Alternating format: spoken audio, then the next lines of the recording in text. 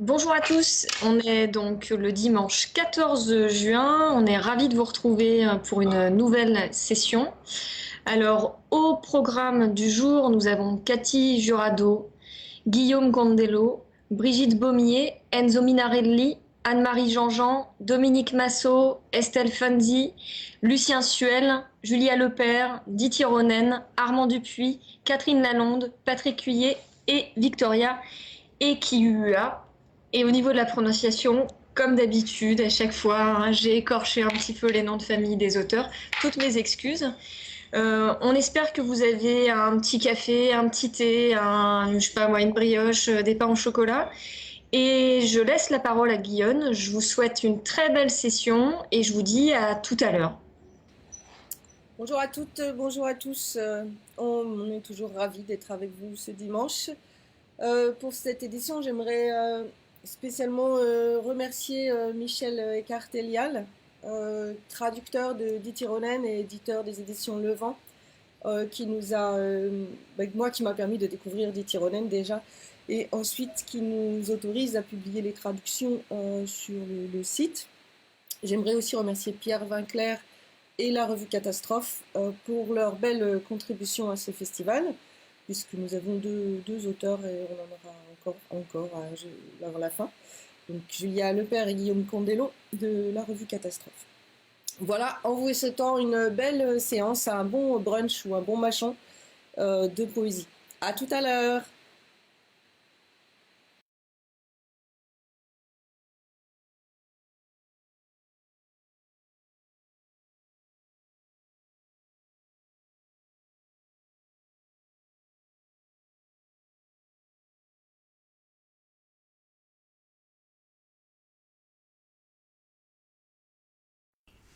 Bonjour, Faim.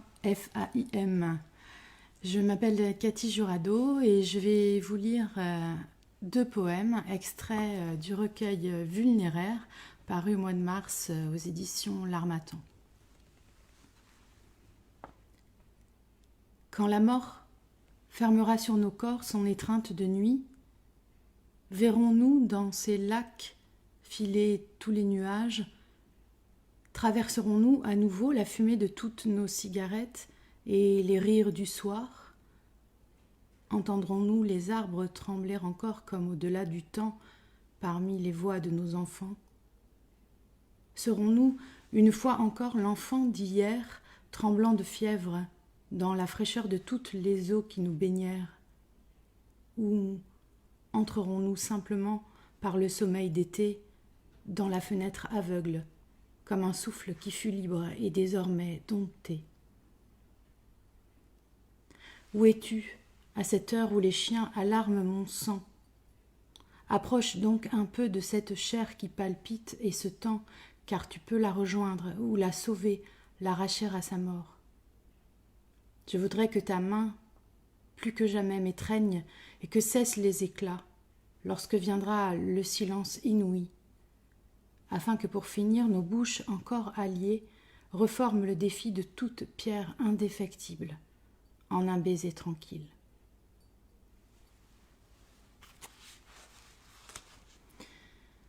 Lettre à celle qui est partie. À vous, la femme d'à côté, à vous dont le nom même est une île, j'avais écrit une petite musique de nuit qui puisse vous être un enfant, une robe de deuil, une absence et un ciel. Mais votre cœur est une forêt, et ma musique s'y est faite une chambre nocturne, et votre sang y a creusé un lit sauvage. À côté, ailleurs, loin de votre atteinte, mon chant s'éteint dans l'impuissance d'aimer. Vous ne l'entendez pas. La voix qui vous émeut, seule, à l'éclat d'un verre qu'on brise, et cette voix, seule, vous ouvre les veines. De vous, j'ai vu la fièvre et le deuil, dans l'immense peur de vivre, comme une eau sourde, inconsolée. La fenêtre à présent s'est fermée sur ces mots. Vous êtes à côté, près d'un lac qui respire. Vous êtes à côté, tout près de votre cœur. À présent, dans l'obscur, ce cœur respire.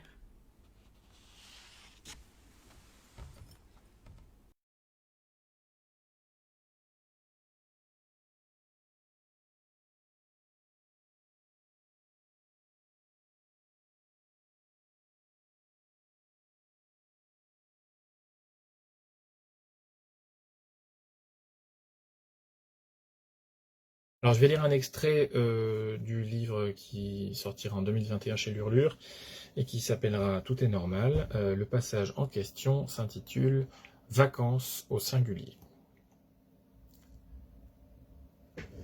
Sous le soleil qui lui barre la tête, elle se tient, pudique, cachant sa nudité blanche comme l'écume antique. Issue de cette chair qui jamais ne mourra, son corps, fragile et mécanique abandonné à l'eau, javelisé à froid devant la laverie, attend. Top speed.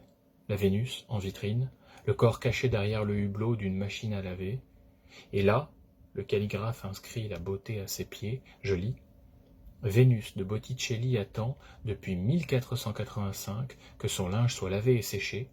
Ici, c'est fait en moins d'1 heure. J'avance.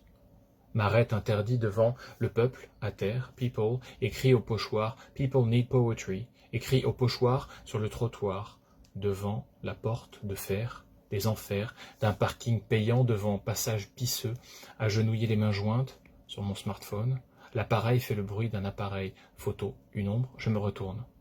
La femme attend aimablement, je souris. Oh pardon, mais c'était trop beau, je pouvais pas laisser passer ça.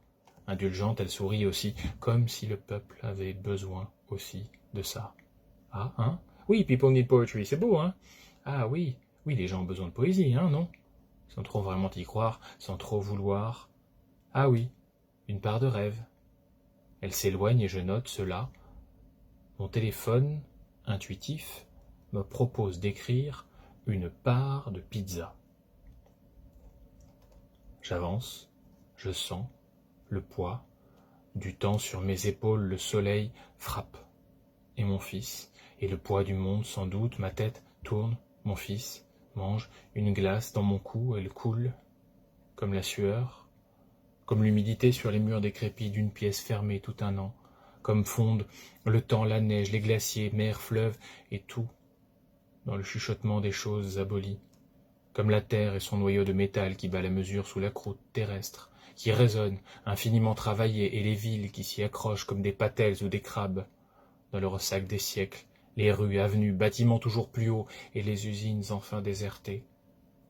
Comme les marées des hommes et des femmes suivant les cycles de la lune aveugle, comme les époques que l'on enterre à regret, les tombes ornées avec de l'ortie et du chardon, et celles qu'on voudrait crever, la gueule ouverte, comme celles qu'on voudrait que nous disions nôtres, avec ses gueules arrachées, ses mains fermées, et ses yeux rougis de rage, de gaz, de sang, comme le soleil qui sera toujours d'or qu'il se lève ou se couche, sur l'Orient ou l'Occident, comme les spectres qui hantent l'Europe et le monde, et la nuit interminable, comme eux qui sont innombrables, comme les fourmis dans la terre, et qui retournent dans la terre accueillante et noire, comme un lit douillet, enfin retrouvé, comme la grande maison du peuple héroïque et la maison des morts sont pendant toujours surpeuplées, comme les montagnes, les vallées, fleuves et tas de sable que nous y arrachons pour les entasser, plus loin, en pyramide, sous les étoiles muettes, comme les calottes d'épaules, les océans, les continents dépeuplés et les îles englouties sur des cartes anciennes,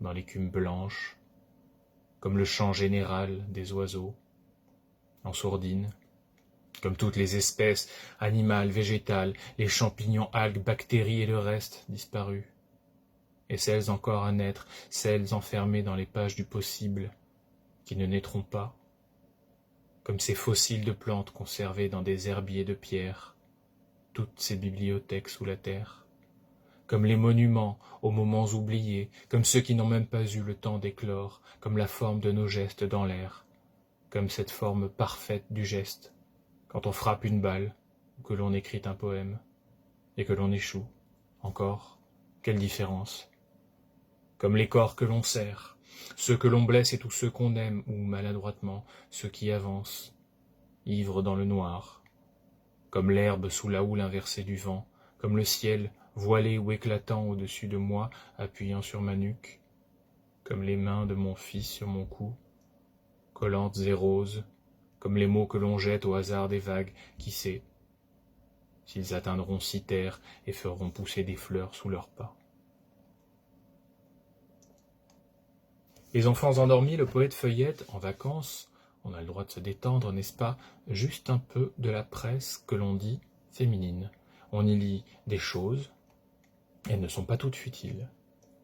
Beckett avait un sac Gucci et une paire de Clarks. Sur le dos, flottant dans le silence bleu d'un ciel inversé, chloré, au milieu des canards, des licornes fluo, eux aussi sont gonflables. Les nuages. Ils passent comme moi, les nuages, les merveilleux nuages au-dessus de nous et nos fragiles maisons de mots, errants.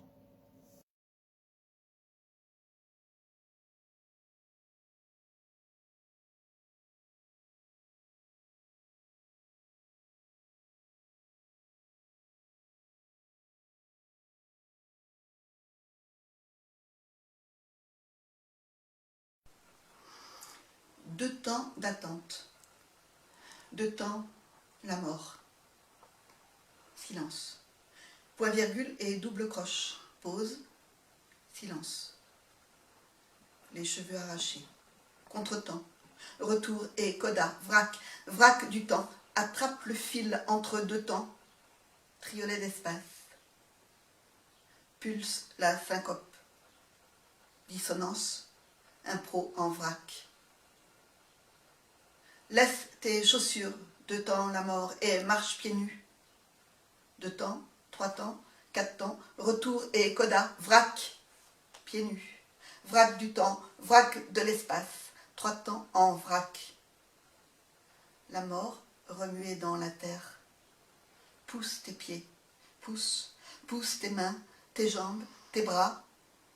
Deux temps, trois temps, pousse. Pousse, branche et feuilles et mousse. Deux temps la mort, deux temps la vie, impro en vrac. Deux temps la mort, et mousse, et pousse, et tige, et verre, et brin, et graine, et champignon. Deux temps la vie, attrape le fil. Noyau, spore, rhizome, filament, bactéries, lombric, mycélium, vrac vivant, vrac foisonnant, retour et coda. Contretemps, la terre. Laisse tes chaussures et marche pieds nus, deux temps la mort. Et ongles, et peau, et os, et boyaux. Pause et silence grouillant. Deux temps, la vie. Deux temps, la mort.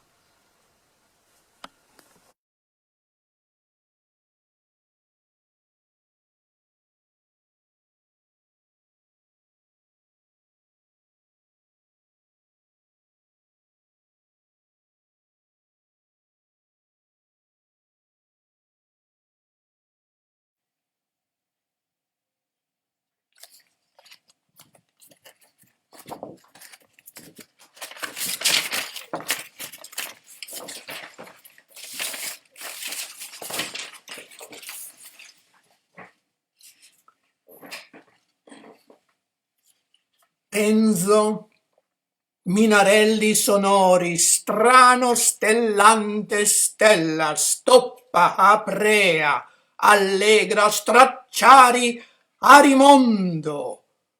Sottili, orifici, orifisi, staccini, strocchetti, strologo, rotolo, restivo, dole, fusina, masnada, mazzarre, rais, lanza, torna bene, solve.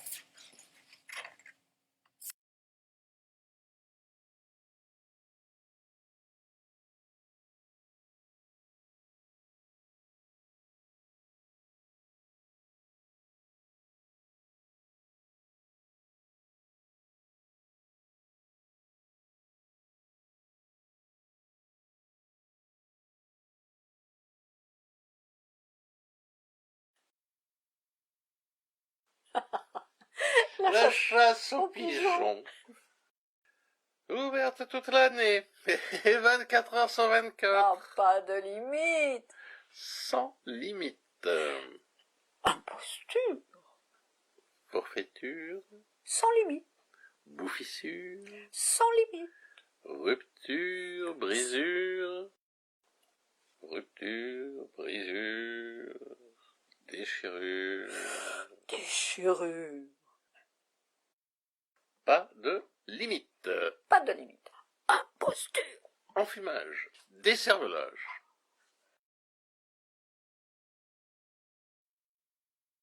Décervelage pour le minuscule Homo sapiens. pouvoir manipuler tous les go-go-gobers Les d'histoire. go-go-gobers. Les go-go-gobers d'histoire à dormir debout.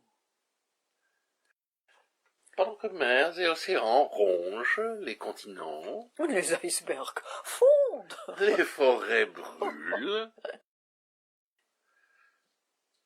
Etc., etc., etc. etc. Pas de Pas de limite. Ça bêtise. Pas de limite, pas de limite. Comme l'hubris de véreux multimilliardaires cupides. Tous les continents. Pour tout un chacun, Sa peau, sa raison, sa mort. des limites.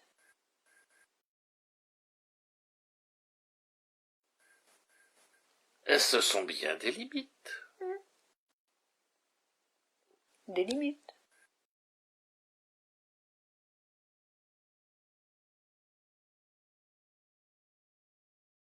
Mais la mort des pigeons, me direz-vous? Ce n'est pas un problème.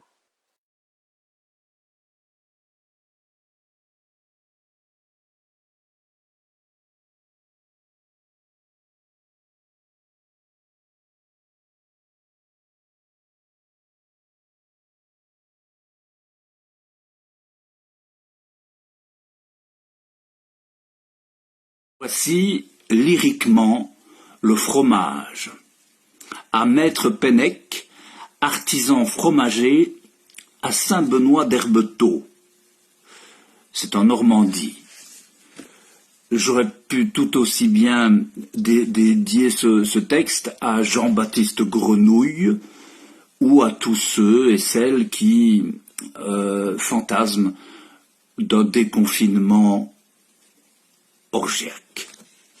Patauger dans le fromage, au-dessus de tous, ou s'insinuer dans ses fleurs à l'insu de l'assemblée, sous ses jupes, lentement jusqu'au cœur de ses pattes, se pommeroler le nez de concert, s'empiffrer d'onctuosité, de foin, d'étable, envoyer l'évêque à ses vœux d'austérité, et s'enivrer des 1001 nuits de vin et de cahiers et des parfums mis à l'index. Savoir que les petits matins du lendemain seront frais et solitaires.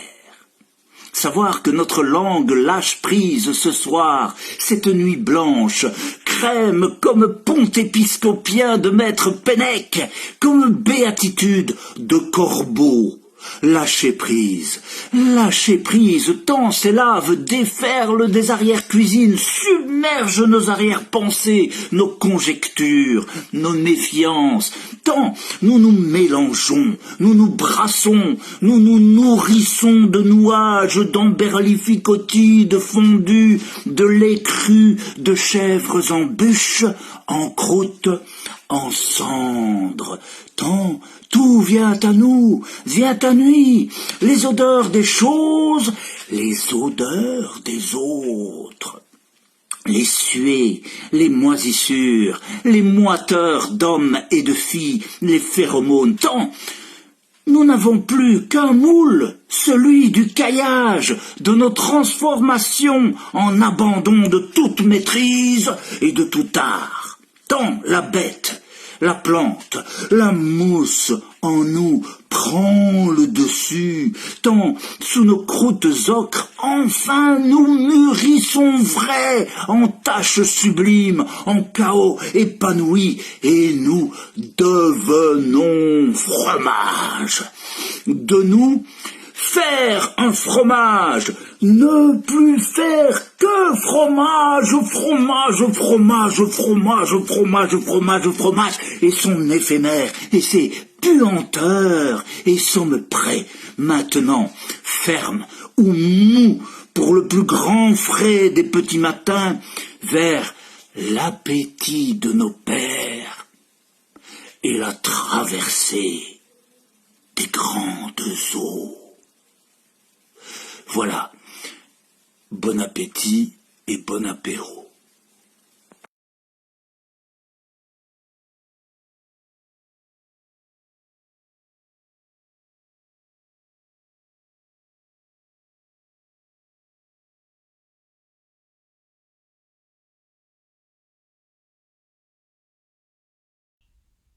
Bonjour, je vais vous lire un extrait de Gueule noire.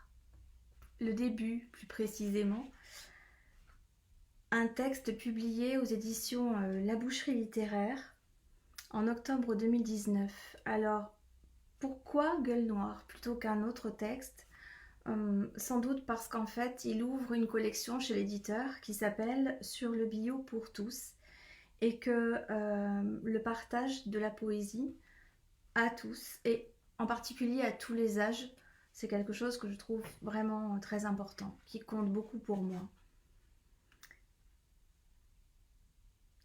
Un portrait d'homme, plan poitrine, des cheveux frisés, poivre et sel implantés haut, des yeux bleu-gris, un nez mince, étonnamment flexible, souple héritage de ton goût pour la boxe. Une bouche en demi-sourire, une chemise à carreaux sur un torse large, un portrait de soleil, l'été au jardin. Je ne me souviens plus de ton visage animé vraiment, mais de cette photo, si. Le jardin derrière la maison s'étendait jusqu'à l'école, un long bandeau planté de rosiers et de tous les légumes de la création. Petit frère et moi cavalions sur la voyette pour t'y retrouver, débusquer des fraises, fureter sous les feuilles, trouver les chenilles sur les fans de carottes. Tu binais avec entrain, t'arrêtant seulement pour t'essuyer le front du revers de la main, et, pour encourager tes troupes accroupies dans l'odeur de la terre, leurs cruels petits pieds à écraser les doryphores. Ta maison ressemblait à toutes les autres. 3 pièces en enfilade, les cabinets loin au fond de la cour. Le soir nous changeait en aventuriers. Chaque besoin, une expédition. La porte qui grince, les araignées des coins dérangées nous filaient entre les sandales. Les mouches bourdonnaient. Nous plissions les yeux dans la pénombre pour suivre leur vol. Et la gueule noire, profonde, le trou béant imaginé cerné de crocs sanglants. Nous y posions nos petits derrières, priant toutes les lunes de France et de Navarre de ne pas y tomber. À la fin de l'après-midi, la nuit était tombée. Plus de lumière dans le couloir où nous étions retranchés, toutes portes fermées. Nous attendions l'attaque, heureux et effrayés, de l'ogre gentil grondant comme une vague. Alors tu surgissais, les bras levés en arc, dans de grands rugissements. L'assaut était terrible, mêlait rires et cris. Nous avions l'avantage du nombre, mais tu restais debout, solide comme un chêne, un enfant suspendu à chacun de tes poings. Le dimanche, on allait au chalet près de l'étang. Tôt le matin, tu me laissais jeter la mie de pain, lancer la ligne, guetter les secousses du bouchon. Je riais, mollets mouillés, chatouillés de rosée. Tu faisais chut Doigt sur la bouche, yeux plissés, sérieux, sous la visière de paille. Je revois du siège pliant la toile tendue, la bourriche presque immergée, ton large dos penché, comme en prière sur l'eau. De la berge, montagne qui pense, tu prenais soin des heures, du silence à défendre, peut-être d'une sorte d'éternité. Voilà, les premiers poèmes de Gueule Noire, avec l'accompagnement plastique de Colette Redé.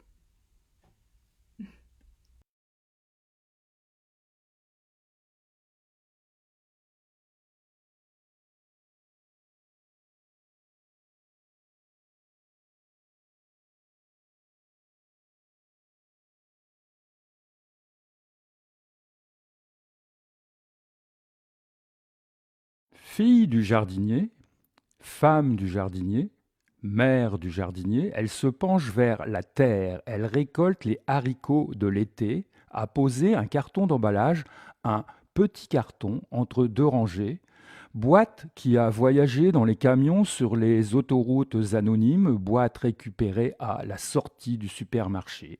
Les haricots, humides de rosée, mouillent le fond du carton, s'entassent petit à petit avec un doux bruit de chute. La main véloce parcourt le rang, soulève les feuilles, écarte les prêles, arrache un laitron, les doigts pincent les pédoncules. Les haricots rassemblés dans l'autre main tombent en groupe dans le carton. Leur destination finale, la toile cirée sur la table de la cuisine, l'équeutage de leurs extrémités, le bain d'eau froide dans l'évier blanc émaillé, le bain de vapeur, la cuisson, le blanchissage des promis au congélateur empaquetés dans le film plastique, la fin des haricots. Le fumier. Quotidiennement, longuement, souvent, le jardinier a pissé sur le compost. Pipi catalyseur des transformations. Pisse sur les herbes pourries, les bractées d'artichaut, les cosses de petits pois.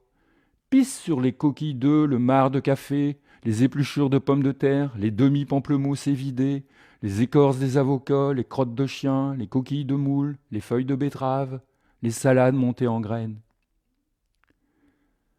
L'hiver se termine.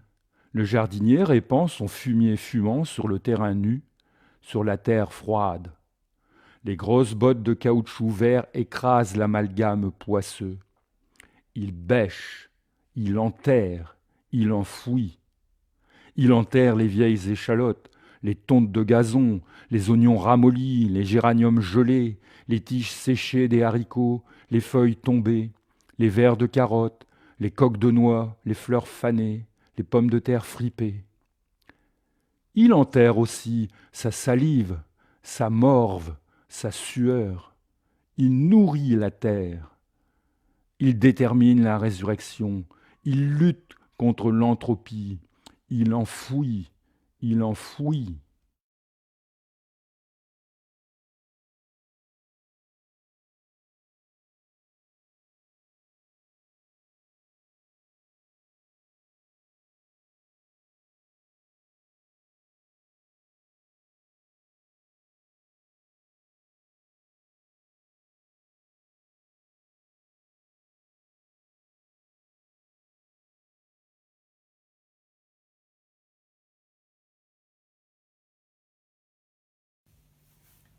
Le réalisateur s'adresse à la caméra.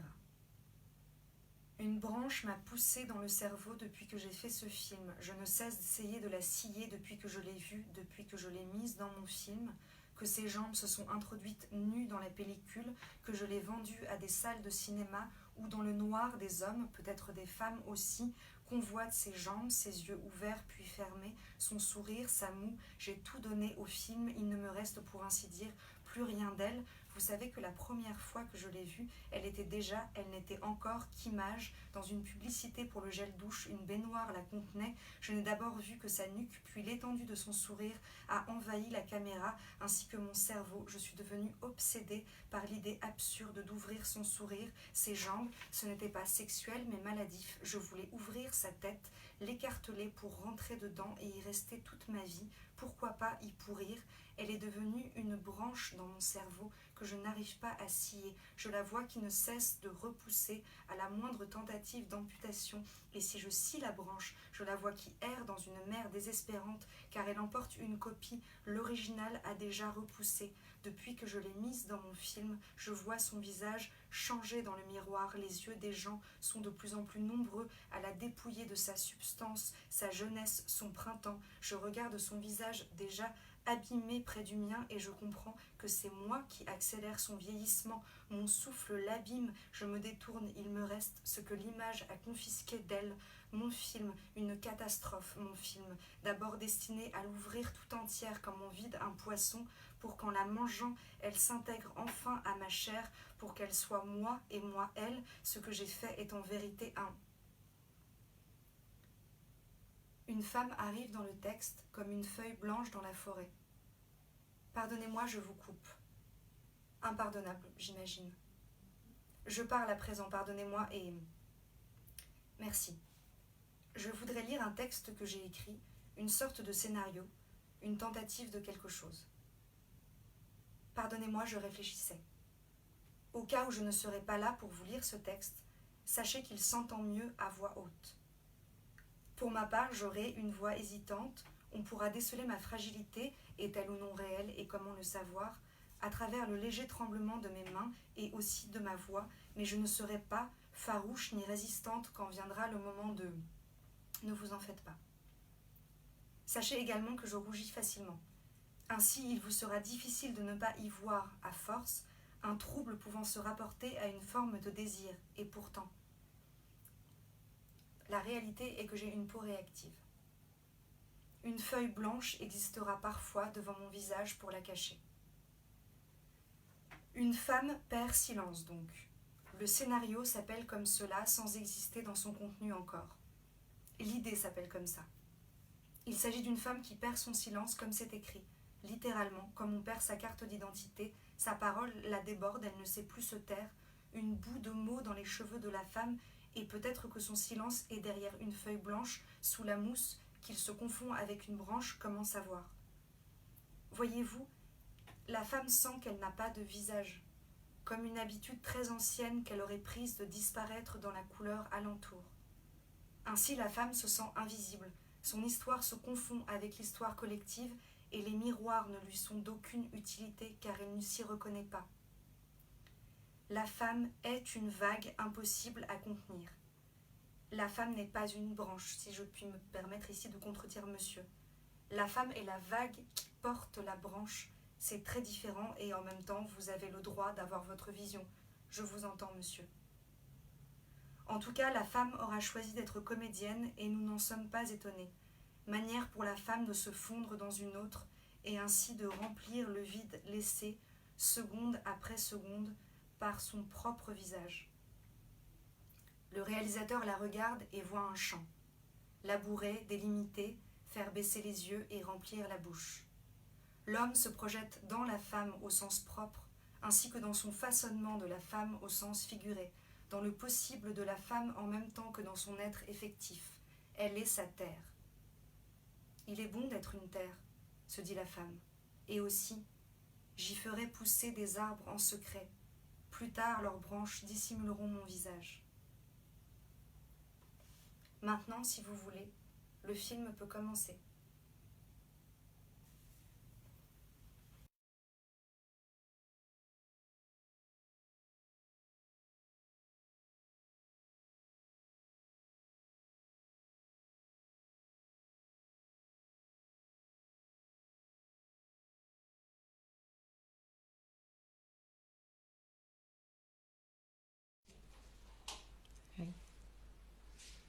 במקום ממנו באתי, מילים הן ילדות של אלוהים. הן נולדות ערומות, בוראות עולמות, יולדות בהבל פה את עתיד האנושות. באביב הזה נשתוק, נביט בעננים. לא נקשיב לחדשות, לא נגיד קדוש קדוש, לא נקרא עיתונים, לא נצדיק, לא נאשים. אחר כך נרכין מבט עמוק לתוך האישונים.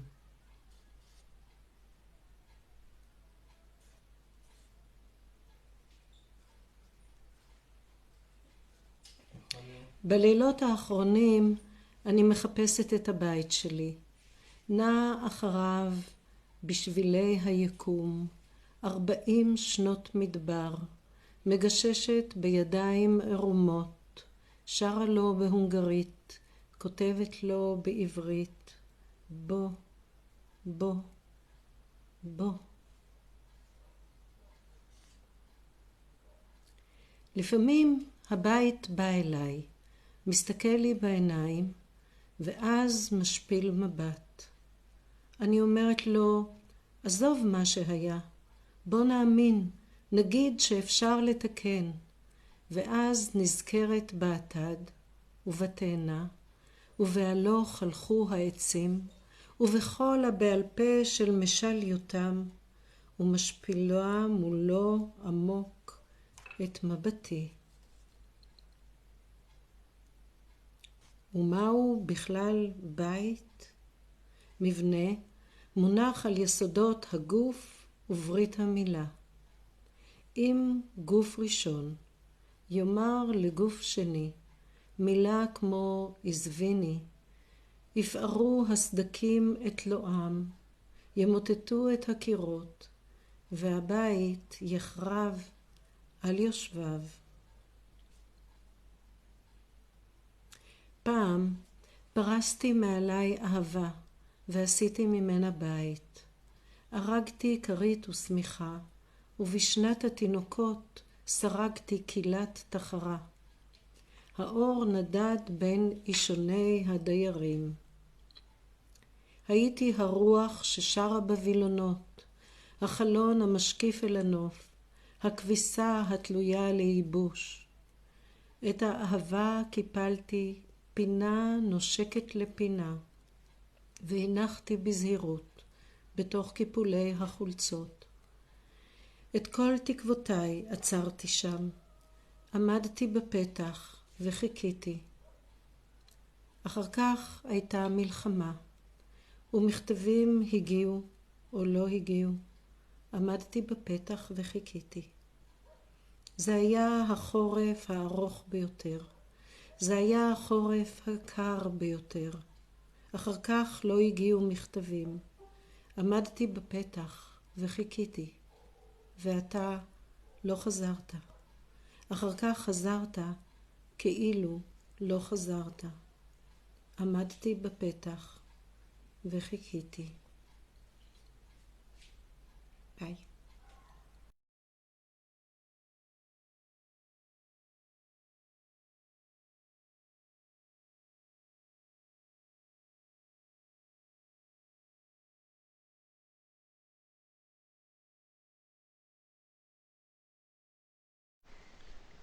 Café brûlant, gorgée lente, un premier obstacle avant les yeux, tête dans les soufflants. Quelque chose s'étale qu'on n'entend pas. Ritournelle, tout est plus facile, où ça chante et chuinte, tout casse. Mais rien, ce seul empêchement, ces bouts perdus, mangés par la peine, le dehors plié peut-être. Je flotte comme s'il fallait toujours essuyer, ratisser le désert de seconde main qu'on traîne. Je regarde, elle infuse ses syllabes liquides, les coutures se rétractent. Et que dire qui n'est pas là mais ranime?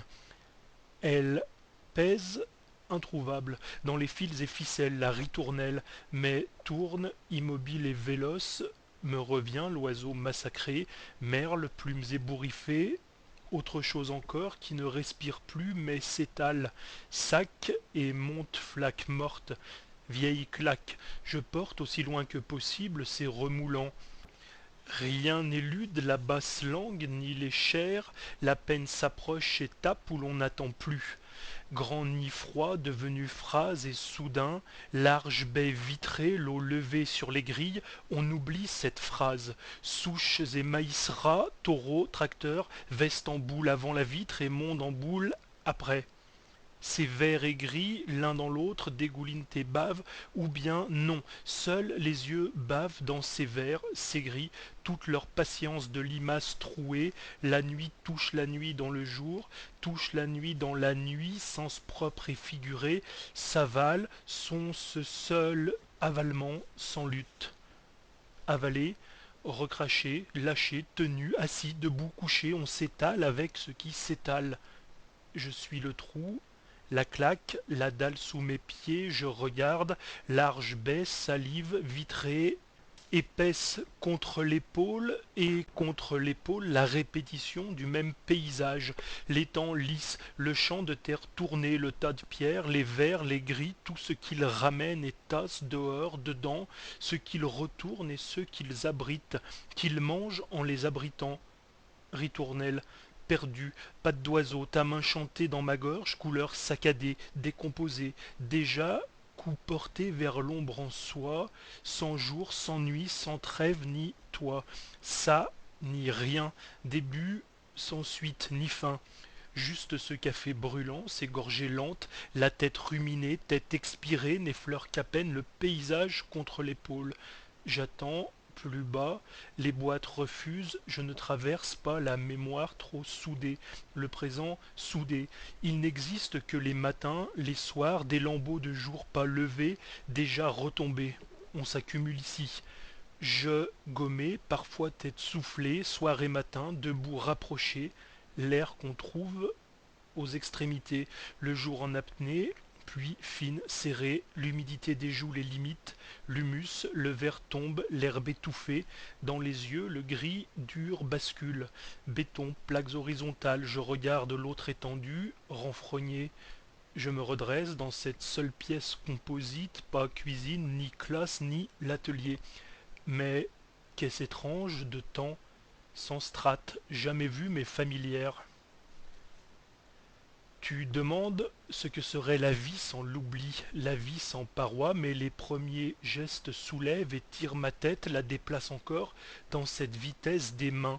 Les jours passent l'un dans l'autre et j'observe, ou bien je devine, le souffle court derrière mon dos, le mufle humide, écrasé sous l'omoplate, taureau, flèche ou merle mutilé, boule de langue, poils, dents, plumes, griffes, l'animaux nombreux, pelote sans nom parce que les noms figent et ferment. Il faudrait s'user là, laisser faire le givre enfoncé sous les ongles.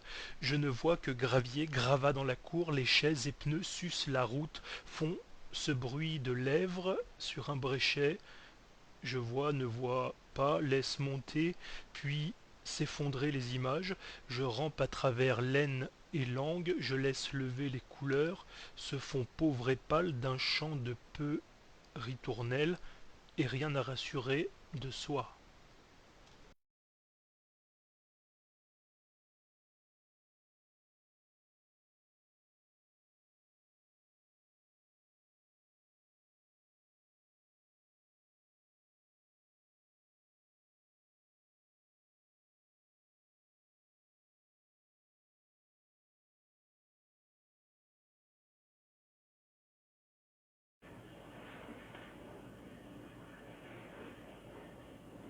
Tu prends mes côtes, tu les sépares, tu manges mon cœur à main nue, de vieilles bouchées de légende.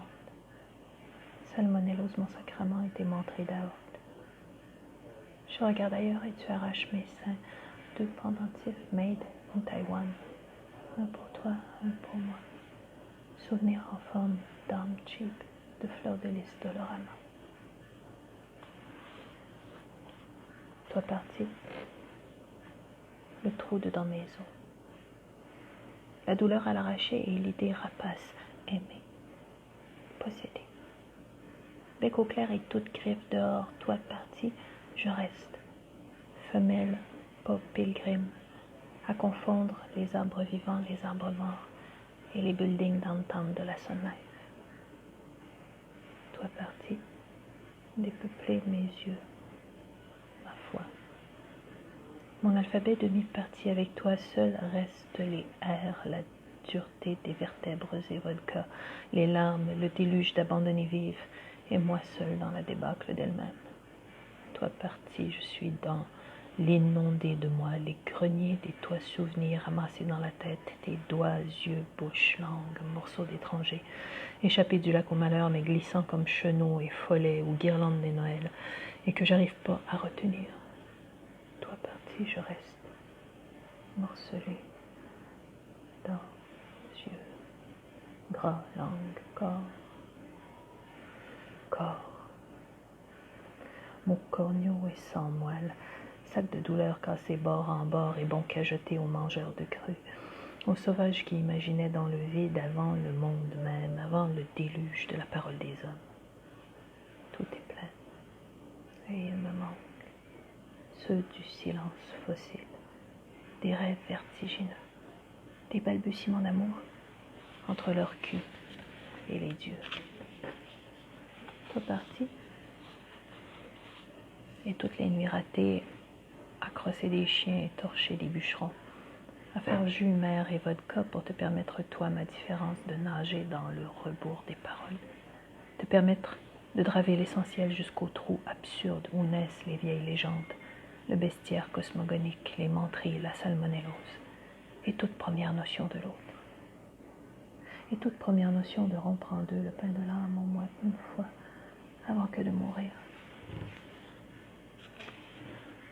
Toi parti, j'ai encore le grognement d'amour préverbal, le pulse d'avant le dire, la langue haletante. J'ai le oui. Un front de bœuf entre les jambes qui veut que toi, l'homme mâle, me sort de là, d'entre les jambes, en corne, enrué de désir. J'accouche des jouirs. Je repeuple seul les villages morts dans les draps. Tes traces et ton totem épargnable sur mon cœur, ce panache, seul pylône dans le ravage de ma solitude. Moi seul, moi mes renés battus, aplatis en carpette sous ferron, godin du charme, toi, prise en gouvrette dans ma langue et les autres, tous mes pères, mais pas moi. Moi, mauvaise fille, mauvaise héritière de Cohen, chienne, pas beau, pas bonne, écrasée de la honte, souffrant fille de la misère des miens, moi de gens serviles, race d'épais, bande de caves, avec hommes, femmes qui rêvaient des possibles, bûchaient la terre, écrivaient pas gros, moi, empâté de la honte infâme de pas savoir dire assez bien, pas avoir dit assez, pas avoir dit assez bien, pas avoir dit reste. Reste, toi, faire ton feu en mon ventre. Reste en mes petites douleurs d'habitude.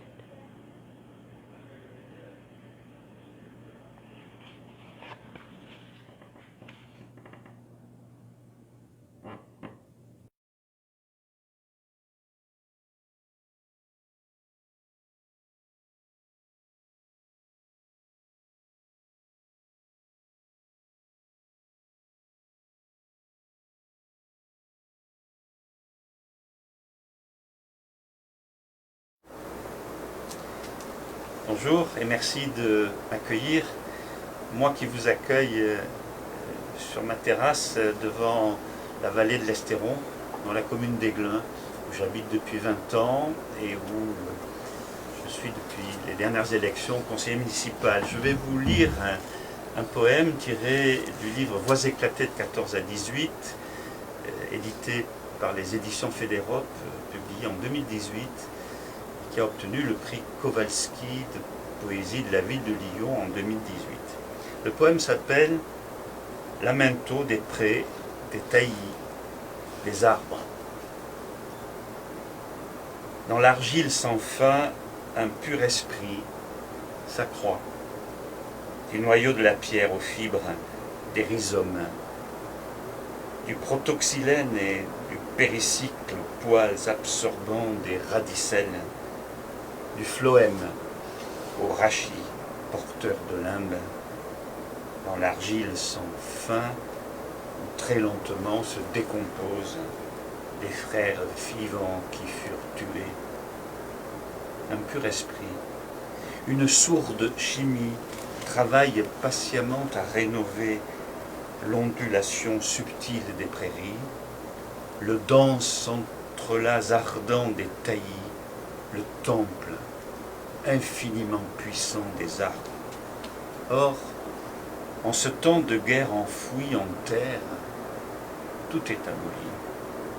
La subtilité de l'herbe volubile en sa folie maligne, le multiple caducée qui fait des fourrés, des sous-bois, le stock innombrable des pharmacies, l'écho silencieux dont la vibration transmet de tronc à tronc, de feuillage à feuillage, les contenus profonds d'une pensée plongée dans l'énergie d'un satori. Explosions et fracas ont ravagé le terroir des prés, des taillis, des arbres. Entre les tirs, puis après l'armistice, le terroir s'est terré dans les étroits infinitésimaux de la patience, dans les abris insoupçonnés du temps. Si l'être humain, tout occupé à huir bien plus horriblement que tout faucon, ne se mutilait pas à chaque instant, tympan crevé, incapable d'ouïr le grand flux et reflux de la nature où toute chose respire avec tout, il entendrait, l'oreille sidérée, dans le silence frémissant du monde, la rumeur et l'émoi d'un lamento, le lamento des prés, des taillis et arbres, sorte d'Élie lama sabachthani de l'univers épouvanté devant la compulsion de destruction démente dont l'homme incessamment est le porteur. Il entendrait, mais n'entend pas. Son cœur ne s'entend même plus ses battements. Et le lamento des végétations poursuit sans l'homme, sans sa cantillation. Voilà donc ce tiré du livre Voisé de 14 aux éditions Fédéral. Merci d'avoir écouté et je vous salue en disant à bientôt, la vallée de l'Estéron, village d'Aiglun.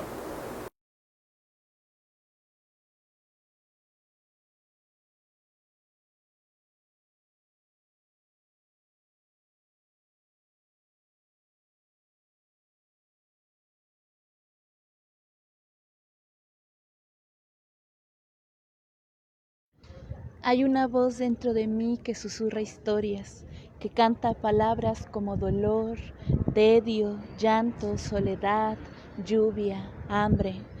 Hay algo dentro de mí que se rompe, que sabe que el mundo es una bola de fuego en medio de la nada.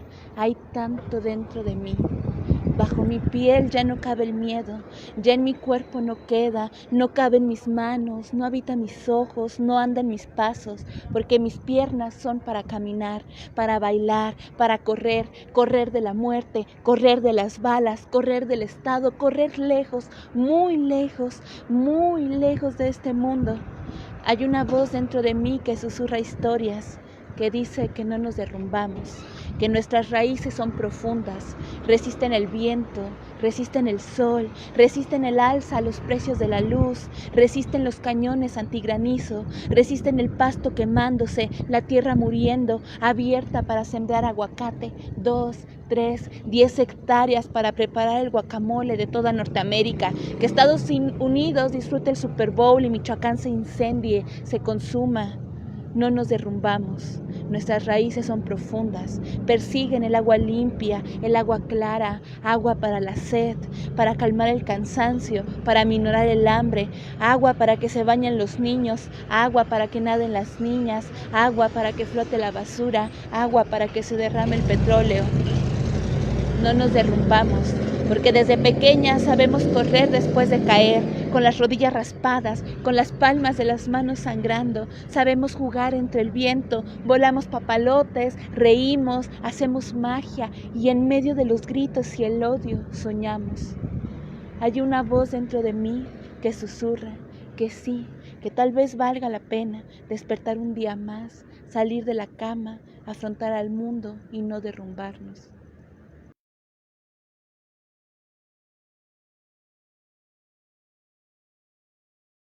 Voilà, c'est fini, on appelle maintenant Pauline. C'est le petit dispositif technique.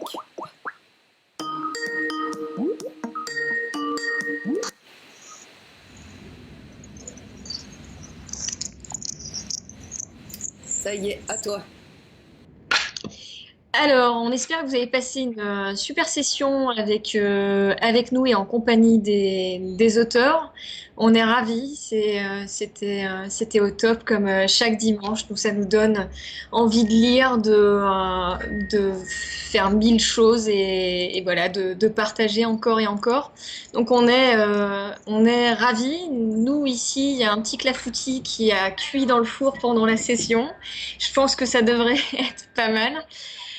On remercie toutes les fées et les bonnes âmes qui nous aident à construire ces sessions chaque semaine.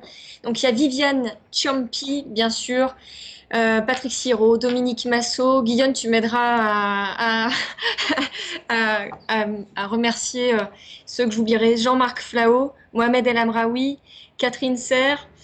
Et j'en oublie plein, voilà. Et voilà, on est ravis. C'est une super belle aventure qu'on vit avec vous chaque semaine. Vous avez des rendez-vous aussi en direct, donc il faut pas oublier que la poésie, elle est toujours bien meilleure en direct. Donc à l'heure actuelle, vous avez peu à peu la vie qui reprend ses droits. Donc je pense notamment à un petit événement avec la revue test qui aura lieu aujourd'hui avec l'association IC et OC. J'ai un petit doute là sur le nom, mais ça doit être quelque chose comme ça. Vous retrouvez aussi les éditeurs sur notre page, puisque pour soutenir les auteurs, il faut lire de la poésie et donc acheter des livres et des revues. Voilà. Je me tais, je laisse à Guillaume le mot de la fin. Ciao, à la semaine prochaine. Oui, bah, le mot de la fin, oui, je voulais juste remercier aussi le Cartanier, parce que voilà, avec Catherine Lalonde. Alors là, j'ai pas Corps étranger, je l'ai pas encore lu, hélas, mais j'ai Cassandre, voilà, enfin Catherine Lalonde, un vrai bonheur. Merci à toutes les poétesses et poètes qui ont participé aujourd'hui, c'était vraiment une super session. Aussi le livre d'Iti Ronen, il est aux éditions Le Vent, Quand la maison revient. Voilà, à la semaine prochaine, je serai avec vous sans être avec vous. J'ai des grosses échéances. Là, le temps s'accélère un petit peu pour moi. Donc, je serai pas très loin, mais je serai pas en direct avec vous dimanche prochain ni le dimanche suivant. Je reviendrai pour la dernière. Je laisse Pauline aux manettes qui fait ça de main de maître et maîtresse. et voilà, et pour moi c'est pas là à midi. Allez, à bientôt. Bon dimanche.